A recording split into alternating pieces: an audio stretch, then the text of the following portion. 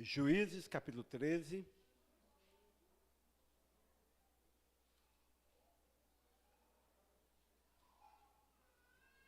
Quando ela ali não tirar a foto, ela não deixa de ser feliz, né? Acharam?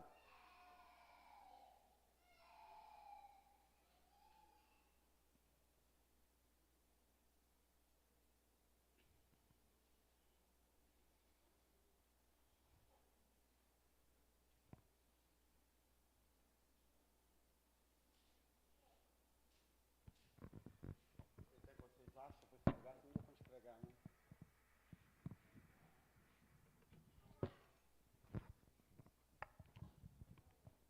Isso, agora eu sou feliz. Falo para meus alunos que um dia, quando a escola for minha, eu vou parafusar as cadeiras tudo no chão. Já falei para a irmã Alice que um dia eu ainda vou parafusar esses bancos no chão, para que cada dia que chegar não está no lugar, né? O púlpito é a mesma coisa, né? Estava quase 1 metro para lá. A gente perde a referência do relógio. Ok? Todo mundo achou? Então podemos começar? Leitura bíblica da semana, né? Antes de começar, eu tenho que compartilhar que a leitura de Juízes esse ano foi diferenciada das demais. Eu cheguei a lutar com o texto, precisei pedir ajuda para os mestres. Há um texto quem tem a King James 1611? Alguém tem essa tradução? A sua é atualizada, né, Flávia? Ou é 1611?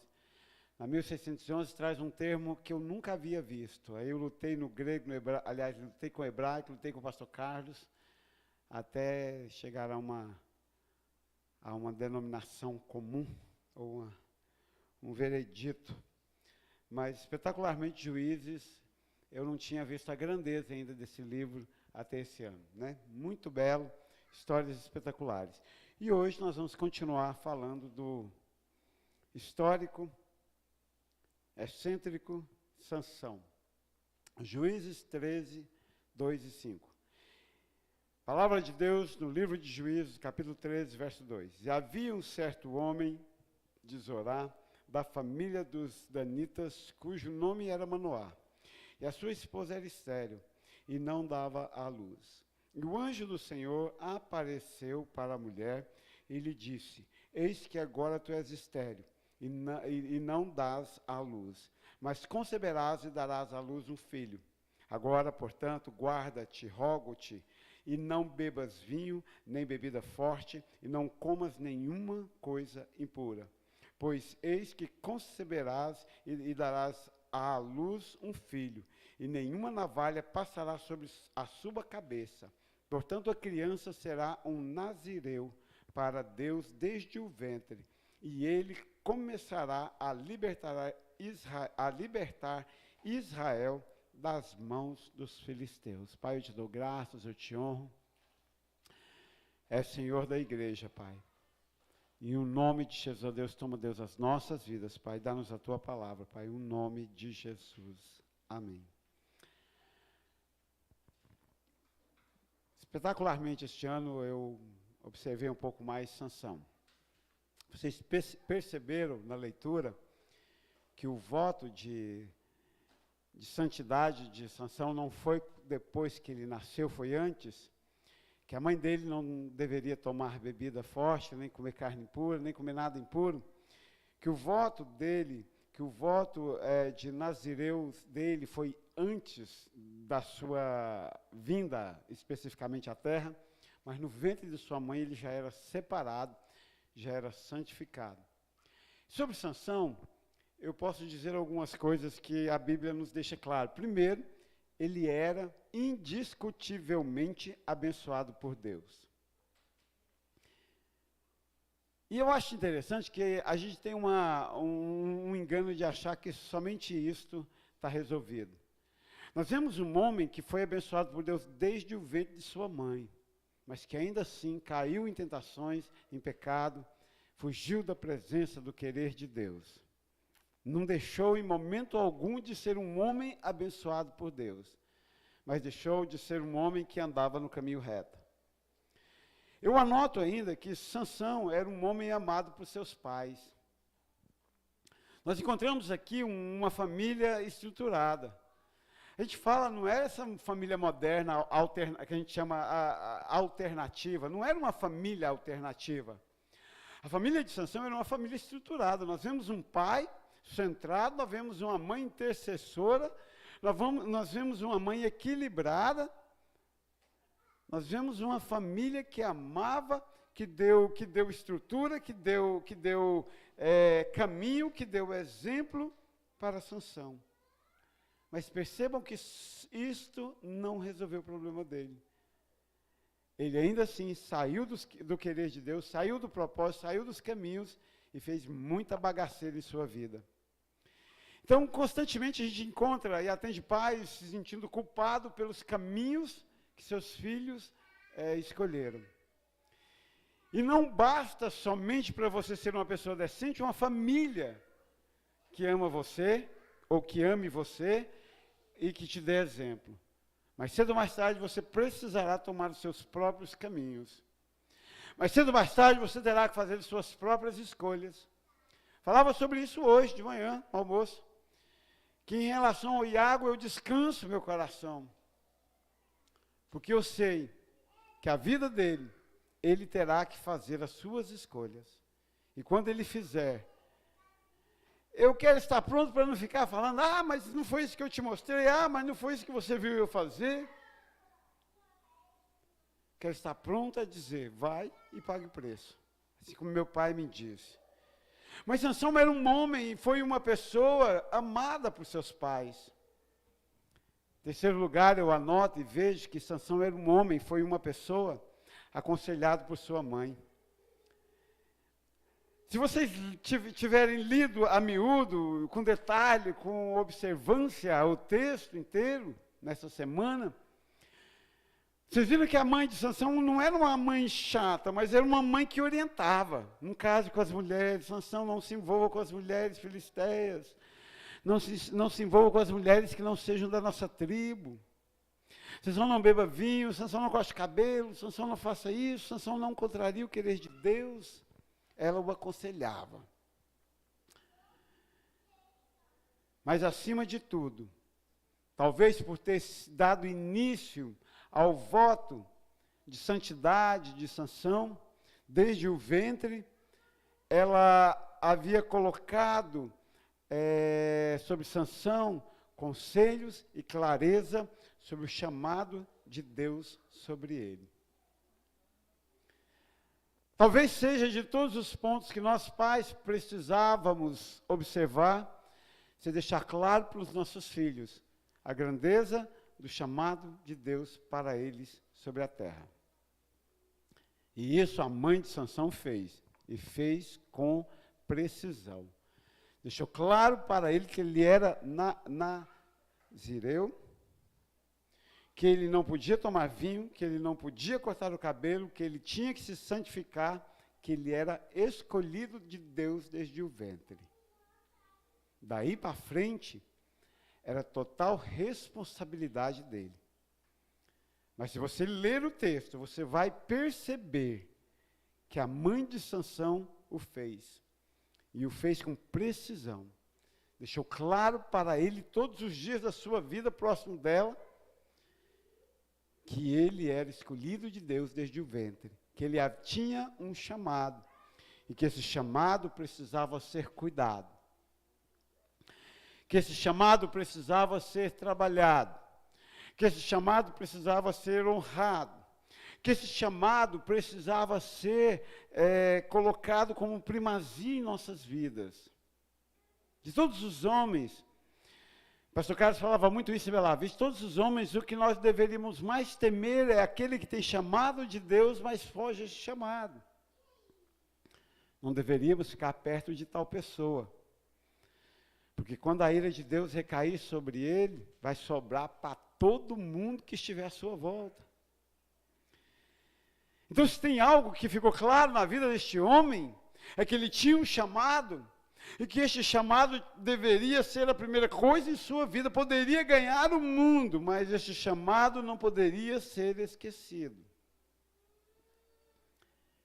E assim foi a vida deste homem. Mas, a despeito de sua família, A despeito de suas próprias escolhas, na leitura eu percebi Deus fazendo de Sansão um instrumento. Ou aperfeiçoando-o como instrumento, ou usando-o como instrumento. E eu me lembrei que isso é muito comum nas igrejas e no passado, então se falava muito, você é um instrumento de Deus. Você como um martelo na mão lá do carpinteiro, você como, sei lá, enxada na mão lá do agricultor, enfim, você é uma ferramenta na mão de Deus, ele com sua mão, ele dirige este mundo todo e usa você como uma ferramenta que vai moldando, carpindo, enfim, dando o tom que o mundo precisa em um determinado momento. Enfim, usando você ou não. E aí fiquei pensando nessa instrumentalização feita por Deus na vida de cada um de nós. Ou seja, e até olhei no vocabulário, ou seja, ele pegando o Fábio, transformando-o num instrumento útil. Há um tempo atrás, uns meses atrás, eu precisei comprar uma coisinha, chama-se White Lube, conhece? White Lube é um óleozinho que você põe nas fechaduras quando está rangendo, no alicate quando ele está muito duro. Eu precisei comprar e botar numa das ferramentas que eu uso muito pouco e estavam enferrujadas. É um antioxidante e lubrificante de ferramentas. Dobradiças, enfim, para o uso que você quiser. Eu fico imaginando que Deus, ele vai nos instrumentalizando, ele vai nos capacitando para ser instrumento. Assim como o que usa a faca precisa afiá-la de vez em quando, Deus precisa nos afiar de vez em quando, nos moldar, nos adequar, tirar a nossa ferrugem, nos lubrificar, enfim, Deus toma as nossas vidas e vai nos instrumentalizando de forma que possamos ser usados por Ele. E aí nisso eu vi a primeira coisa no capítulo 15, no verso 15, e ele encontrou uma mandíbula nova de um jumento e estendeu a sua mão e a tomou e com ela matou 1000 homens. Não era possível, humanamente falando, é descabido. Mas nós que cremos na Bíblia acreditamos literalmente. Sansão, em um determinado momento, simplesmente encontrou uma queixada, uma mandíbula de jumento, que era a sua única arma, enfrentou os filisteus, que eram homens maiores do que os israelitas, e nessa batalha, o texto diz que ele matou 1000 homens filisteus com essa queixada, como instrumento, ou como única arma de guerra que possuía.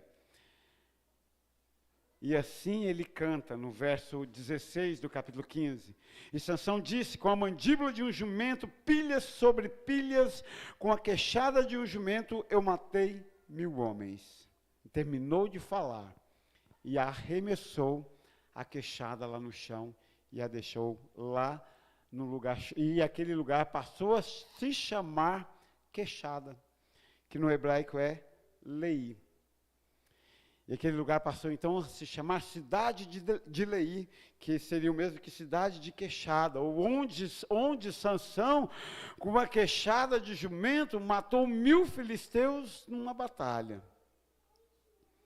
E aí a gente observa como Deus trabalhou na vida de Sansão para que ele pudesse lutar, para que ele pudesse usar a arma que ele tinha e assim vencer a batalha.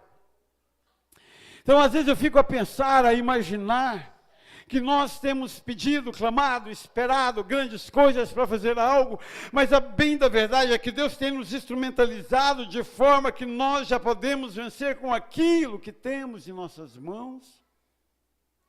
Fico a pensar que tudo que Deus quer nos preparar como pessoa. Fico a imaginar que tão somente o que Deus quer que nós usássemos o dom que Ele já colocou em nós, tão somente que eu e você operasse aquilo que Ele te chamou para fazer. Usarei um exemplo básico, simples, claro, corriqueiro, cotidiano e banal das igrejas. Irmão, por que você não está indo no culto? Olha, pastor, sabe, né? Estou de a pé, mas quando eu comprar um carro, eu irei em todos os cultos. Aí compra o carro, nunca mais, vinha de 15, 30 dias. Depois que compra o carro, nunca mais vem. Aí ele vai visitar os parentes, ele tem que mostrar o carro para os amigos, aí todo fim de semana ele tem uma viagem. Quem espera condições não serve ao Senhor. A Bíblia é clara e tensa nisto, numa metáfora espetacular. Quem olha o tempo não semeia. Acho interessante, tem duas alunas que são inadimplentes infrequentes, né? Não é inadimplente, é infrequentes. Eu tenho uma que o biológico, a alma, o corpo, o espírito, as entranhas dela só aguentam a escola uma vez por semana. E os colegas já sabem. Aí, o dia que ela vai, aí os colegas falam assim, a partir da manhã fulano não vem mais não, tio. Eu sei, tá bom, deixa ela, coitado. Entendo, temos que entender. A gente dá parte dela lá na delegacia, né, da escola, para ficar ligando, importunando a mãe dela, mas a gente já sabe, ela não aguenta da alma dela, é um dia por semana. Porque olha o tempo.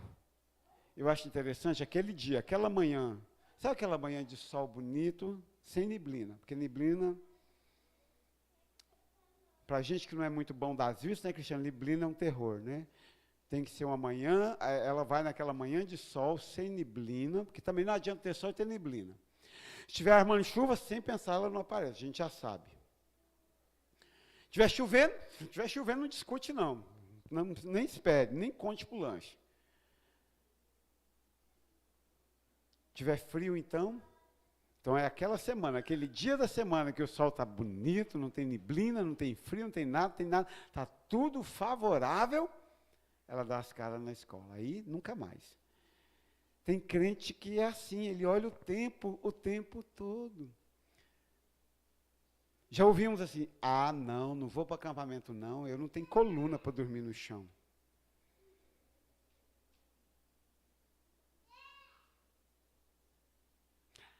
Hoje um me falou assim, não faz cara não, senão todo mundo vai saber que é você. Eu não vou no acampamento não, porque quando eu vou cagar eu faço muito barulho. Lá só tem um banheiro e é dessa altura a parede. Azar de quem estiver perto, né? Quem olha o tempo, não semeia, Aline. Pensa comigo, se Deus não tivesse instrumentalizado aquele homem para usá-lo. Quando ele visse 1000 filisteus, e olhasse para sua mão e visse uma queixada de jumento, o que seria dele? O que seria daquela batalha? O que seria cantado por ele na sequência? Mas ele canta. Com uma queixada de jumento, caiu pilhas de homens na minha frente. 1000 homens, 1000 filisteus. Aqui, neste momento, na vida deste homem, nós identificamos um ser que não olhou o tempo para semear. Você, meu querido, minha querida, que olha o tempo para semear, que vai servir a Deus, que vai fazer a vontade de Deus quando tiver tudo favorável, você nunca vai fazer o querer de Deus. Me lembro do seu Ivo, que inclusive hoje hoje é aniversário dele, deve estar completando uns 300 anos. Aliás, como eu digo para meus alunos, eu acho que ele é vampiro, porque o homem viu o Juscelino Kubitschek, né? Mas quando nós fomos lá, foi uma história inesquecível. Eu e o pastor, sentamos com ele, com a irmã Júlia. Irmão Ivo, estou com a impressão, Deus revelou-me que te salvou. O senhor quer batizar? Ele levantou e começou a chorar e falou assim, agora? Aí o pastor disse para ele, não, agora não tem jeito, tem que encher uma piscina, arrumar um lugar.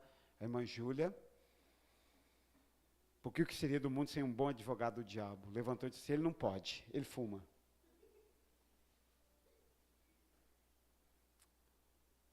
Como estava dizendo de manhã, quando você não tiver quem culpar, fala que eu sou sem educação, porque vale, aí eu sou sem educação mesmo.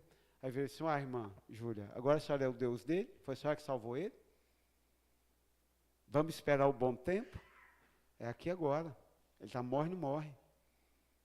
Diferentemente do João Gabriel, se resolver fumar, vai tomar na cabeça, nunca mais sobe aqui em cima.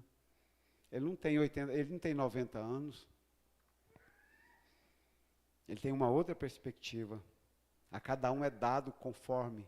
Aliás, a cada um é recobrado conforme lhe é dado. Mas quem espera o tempo não faz o querer de Deus. O que mais a gente ouve? Não, você mesmo quando eu parar com isso ou parar com aquilo. Não, eu vou firmar quando isso ou quando aquilo. Não, não rola. Porque sempre teremos empecilhos. E Sansão sempre teve empecilhos. É aqui agora. Eu tenho o quê? Uma queixada de jumento. Eu tenho que enfrentar o quê? 1000 filisteus. Então eu não olho o tempo, eu olho o querer de Deus. Eu não me guio por vista.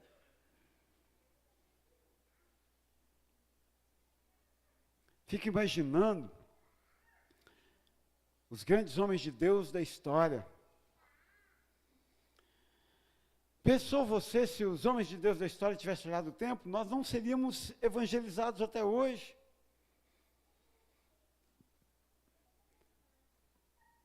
Mas o que se destacou na igreja foram homens e mulheres que não olharam o tempo, que simplesmente disseram, sim, Senhor, eis-me aqui.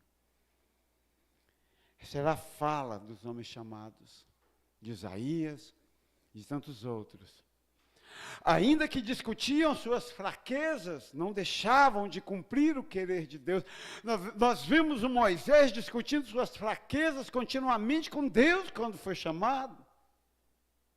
Mas me conta, qual das batalhas Moisés voltou para trás? Recuou? E nenhuma.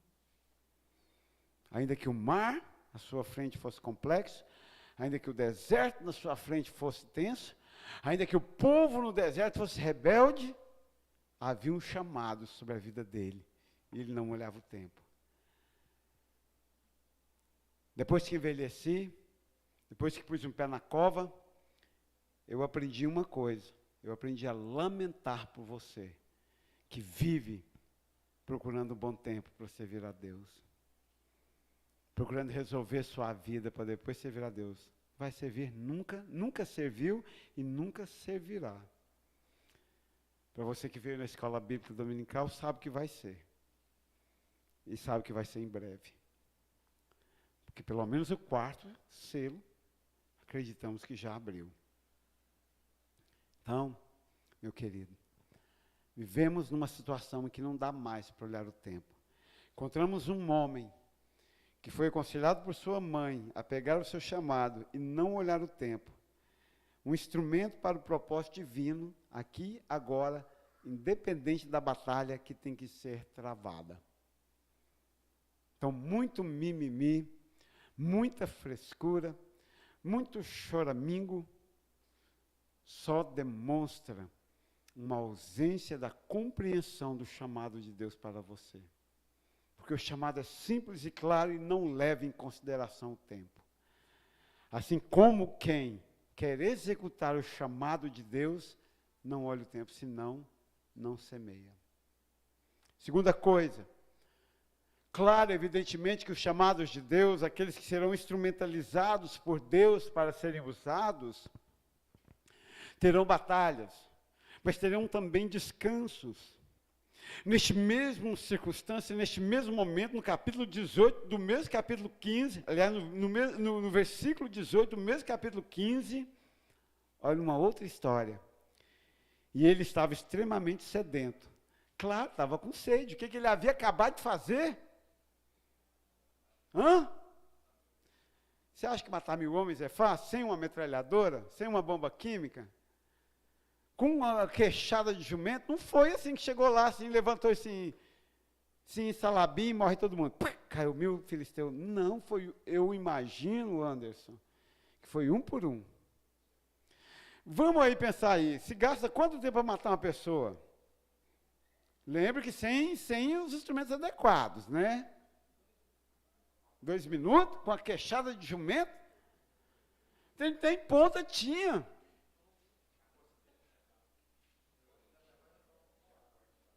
Não, vamos ser gentil, uns 15 minutos. Agora, multiplica 1000 por 15.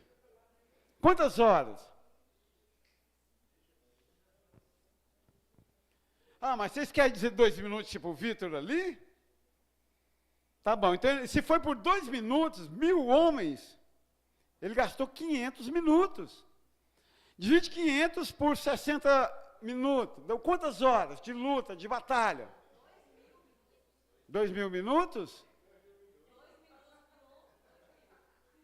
Eu fiz foi dividir, né? Só se fosse... Uai, eu estou tentando amenizar a luta de Sansão. Vocês querem piorar o trem? 33 horas, a 2.000 minutos. 33 horas. Quantos dias isso deu? Deu 1 dia e meio matando filisteu. Querido. Aí ele ficou com sede. Aí no verso 18. E ele estava extremamente sedento e clamou ao Senhor e disse: Tu deste este grande livramento na mão do teu servo, e agora morrerei eu de sede e cairei na mão dos incircuncisos de sede. Se ele fosse aquele personagem, azar, dia, terrível maneira de morrer, depois de matar 1000 homens, morrer de sede, não tem lógica, não tem, como diria na minha terra, não tem cabidura um trem desse. Eu mato 1000 filisteus e morro de sede. Eu passo 33 horas, 1 dia e meio guerreando, matando homem, para morrer de sede. 19. Porém Deus abriu um lugar oco que estava na rocha, e dali jorrou água. E depois de beber, o seu espírito retomou, e ele reviveu. Por isso ele chamou aquele lugar em Arcoré, que significa aquele que clama, que é Lei, que é o mesmo que queixado, onde ele jogou a queixada, onde hoje onde tornou-se uma cidade, e está lá até o dia de hoje a fonte. Quando Deus, Ele quer, ou Ele escolheu nos instrumentalizar, a boa notícia para você é que virão batalhas terríveis, duras, longas, mas virão descansos. No mesmo lugar, no momento em que Sansão estava com sede, Deus abriu da rocha, e vocês viram que isso no Velho Testamento é muito comum, rocha produzir água para o povo. Deus abriu da rocha e veio água, e Sansão saciou a sua sede, o seu espírito retomou. Esses são os descansos que Deus nos dá quando estamos em batalha. Uma coisa boa de ser instrumento de Deus é que Ele não nos deixa ao léu, Ele não nos deixa morrer à míngua, Ele não nos deixa só, Ele está conosco, Ele nos ajuda, Ele revigora o nosso espírito. É Ele que nos sustenta nas batalhas. Mas eu tenho percebido que os crentes são bons de discurso. Eu tomei um pavor, eu acho que foi, não sei se foi a educação, o sistema educacional moderno, que é um sistema baseado em discurso. Não sei se sou eu mesmo. Sei lá o que está acontecendo, se é a velhice. Mas eu estou farto de discurso. Dei uma cansada de muito blá, blá, blá, de muito eu sou isso, eu sou aquilo, eu sou bom nisso, bababá. Faz assim, não manda eu fazer assim, não, vai lá e faz. Vai lá e faz. Né? Nós precisamos de mais pessoas de pé e menos pessoas discursando. Precisamos de mais pessoas que de fato e de verdade creem no Senhor Deus dos exércitos, a despeito de quão dura e sangrenta a batalha esteja, do que de homens e mulheres discursando para aqueles que estão batalhando. Estou enfarteado de discurso.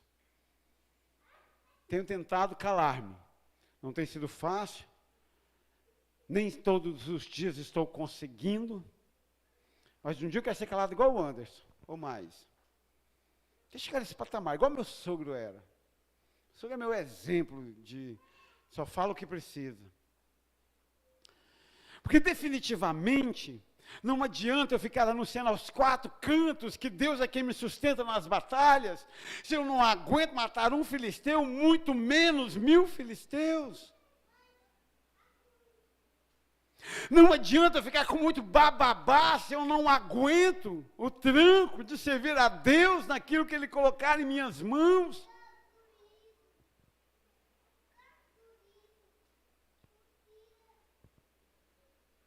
Não adianta muito discurso, Gabriel, se a minha vida não está voltada para o Senhor Deus. Peitar o sistema. Usarei um exemplo redundante, sarcástico, cruel, infame, dantesco, mas usarei. Enfrentar o sistema, o tesoureiro, as contas, você mesmo, sua própria consciência, e ir lá e comprar 2 lustres, não é para qualquer um. Mas dar opinião se deveria comprar ou não, se é caro ou não, aí sim é para qualquer um. Entende o que eu estou dizendo? Nenhuma maldade, João. Foi o primeiro exemplo que me veio à mente. Mas, enfim. Percebe como o povo de Deus está se tornando um povo filosófico? Um líder. Quase já o vice-moderador da igreja, onde nós estivemos no fim de semana passada, na reunião lá de formação de liderança. Fiz-lhe uma pergunta simples e básica, Flávia, na sua pretensão de ser professor da escola bíblica. Coloquei a mão no ombro dele e disse: meu querido, você é dizimista? Jamais passou pela minha mente que ele não fosse. Envergonhei o rapaz sem saber. E ele olhou quando ele olhou para o pastor, eu falei: meu Deus, fiz burrada, o cara não é dizimista. E agora, José, como é que eu saio dessa? Sem envergonhá-lo. Ele olhou para o pastor baixou a cabeça, ele olhou para ele e falou assim: não. Aí eu: parabéns, você não mentiu. Conheço uma meia dúzia que teria mentido na hora, para não passar vergonha diante do seu público. Chega de discurso que Deus nos sustenta. Aqui, de fato e de verdade, um homem pecador que foi lá e disse: Deus, eu vou morrer de sede. Dá um jeito aí, manda água. Que creu, que acreditou no sustento de Deus em meio à batalha.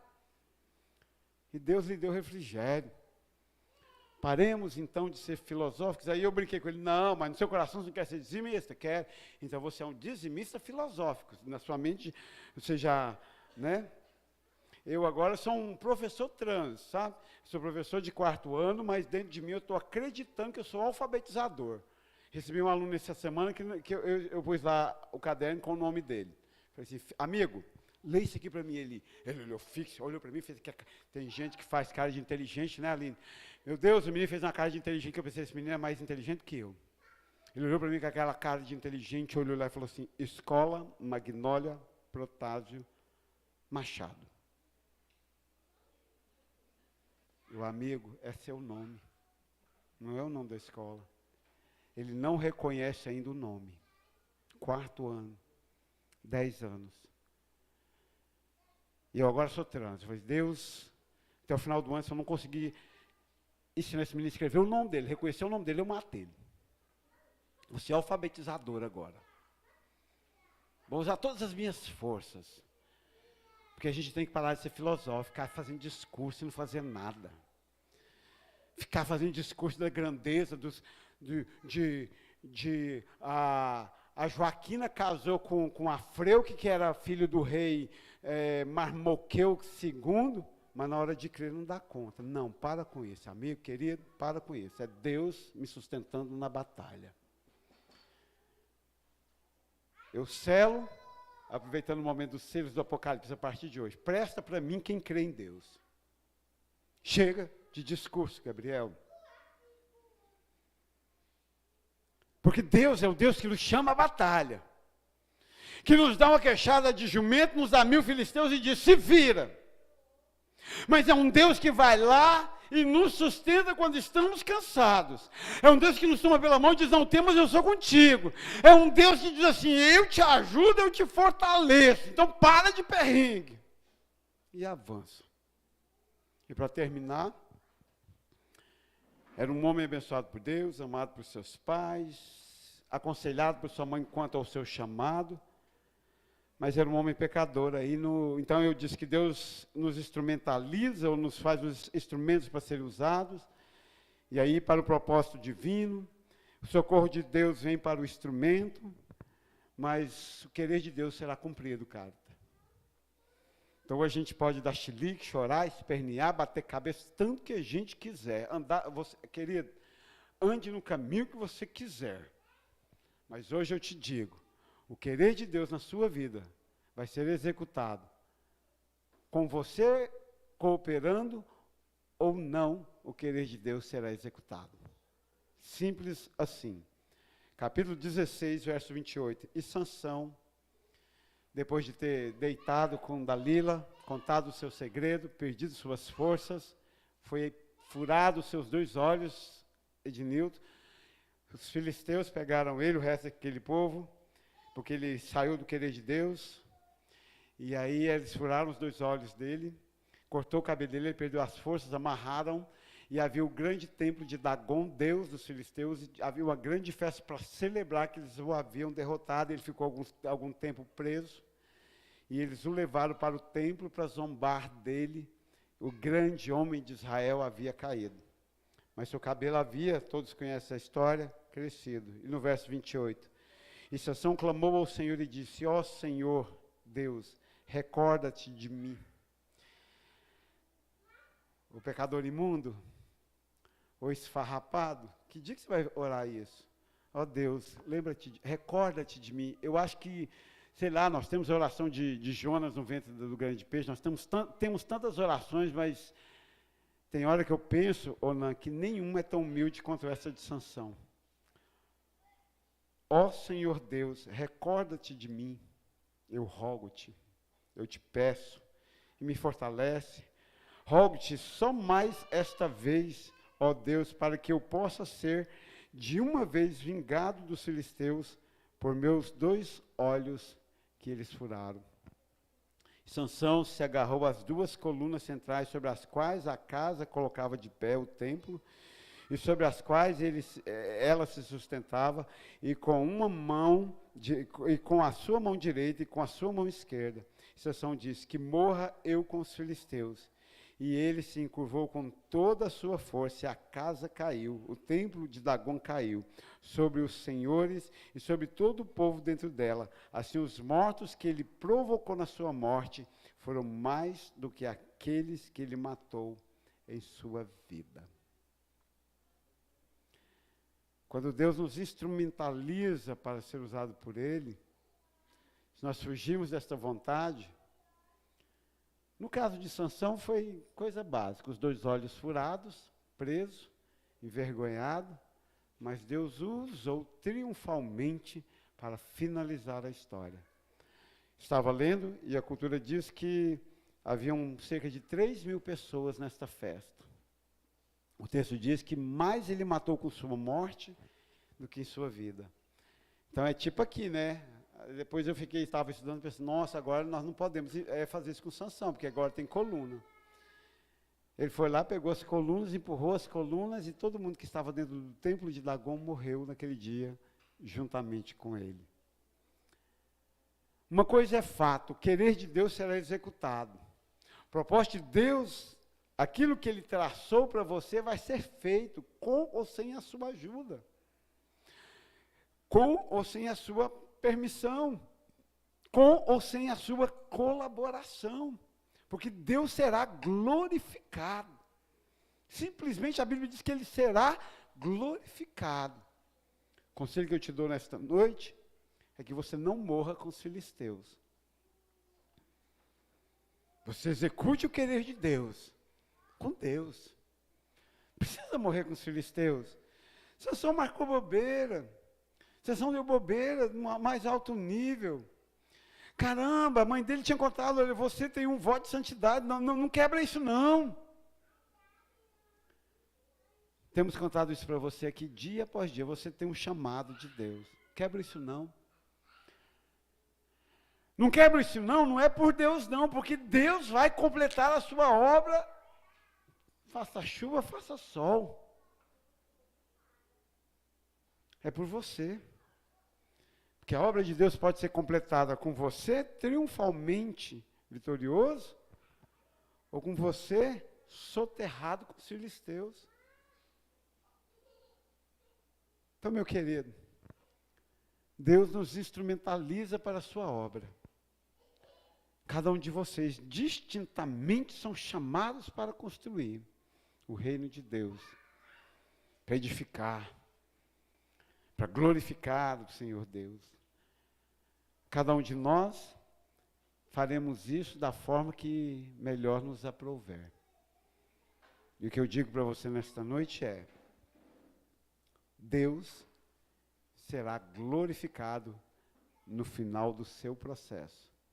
Que você também seja exitoso, que você tenha êxito no final da sua vida. Não precisa terminar como Sansão. Agora, não se esqueça, Deus te usará, Deus te dará descanso, e Ele cumprirá o seu propósito, queira ou não você. Pai, eu te dou graças, eu te honro, eu amo a tua palavra. Dá-nos tua palavra, Pai, em nome de Jesus. Abençoa o teu povo, cada um faça da tua palavra o que melhor lhe aprouver no coração. Guarda-nos nesta semana e nos abençoe no teu nome, Pai, em nome do Senhor Jesus. Em nome de Jesus. Amém. Coração silencioso, estamos encerrados e que Deus os abençoe.